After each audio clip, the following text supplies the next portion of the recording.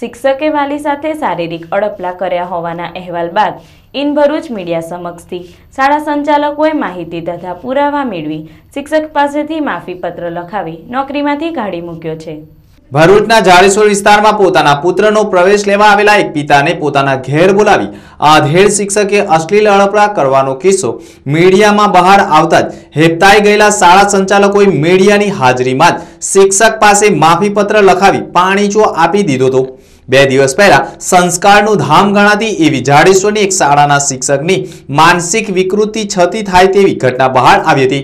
પોતાના પુત્રના શાળા પ્રવેશ માટે ગયેલા પિતાનો મોબાઈલ નંબર મેળવી શિક્ષકે તેમના પોતાના ઘેર બોલાવ્યા હતા, જ્યાં શિક્ષકે પોતાના ઘરના પહેલા માળે રૂમમાં બોલાવી તેમના ગુપ્તાંગને પકડી લઈ અશ્લીલ હરકતો કરી હતી, જેના જવાબમાં વિદ્યાર્થીના પિતાએ શિક્ષકને 2-3 તમાચા મારી દીધા હતા, જેનું કામ વિદ્યાર્થીઓના શિક્ષણ અને સંસ્કાર આપવાનું છે। તેઓ શિક્ષક જો માનસિક વિકૃત ધરાવતો હોય તો તે વિદ્યાર્થીઓને શિક્ષણ અને સંસ્કાર કઈ રીતે આપી શકે? સાથે જ વર્ષોથી આ શાળામાં માનસિક વિકૃતિ ધરાવતો શિક્ષક હોય તો તેણે કેટલા વિદ્યાર્થીઓ કે વાલીઓ સાથે આવું દુષ્કર્મ કર્યું હશે? તેવા પ્રશ્નાર્થ સાથે વાલીઓ અને શાળાને વિદ્યાર્થીઓના હિતમાં શિક્ષકની માનસિક વિકૃતિઓનો મીડિયામાં પર્દાફાશ કર્યો હતો। મીડિયામાં માનસિક વિકૃતિ ધરાવતા શિક્ષકના અહેવાલ પ્રસારિત થતા જ શાળા સંચાલકો ચોંકી ઉઠ્યા હતા।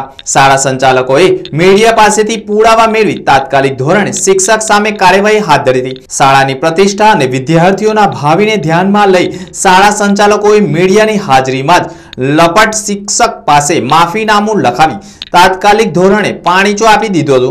ઉલ્લેખનીય બાબત એ છે કે શાળાના શિક્ષક જો તેની મર્યાદા ચૂકી જાય તો તેની સીધી અસર સમાજ પર પડે છે। વિદ્યાર્થીઓની સંસ્કારિતા પણ જોખમાય છે, એટલે જ્યાં પણ શિક્ષક પોતાનું શિક્ષકત્વ ગુમાવે ત્યાં તત્કાલ તેને તેની ફરજમાંથી મુક્ત કરી સજા અપાય તે અત્યંત જરૂરી છે।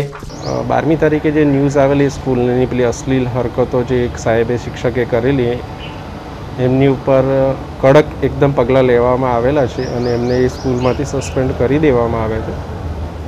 અને મીડિયાનો ઘણો જ આભારી છું કે જેમણે આ વસ્તુ સ્કૂલની સાથે ચર્ચા કરી, સ્કૂલે બહુ અગત્યના અને તરત જ પગલાં લીધા છે। બીજું, મીડિયાએ ઘણો એવો સારો રોલ નિભાવ્યો છે અને સ્કૂલે બી બહુ જ ઘણો સપોર્ટ કર્યો છે અને તરત જ જે પગલાં લીધા છે પેલા શિક્ષકને સસ્પેન્ડ કરી દેવામાં આવ્યો છે।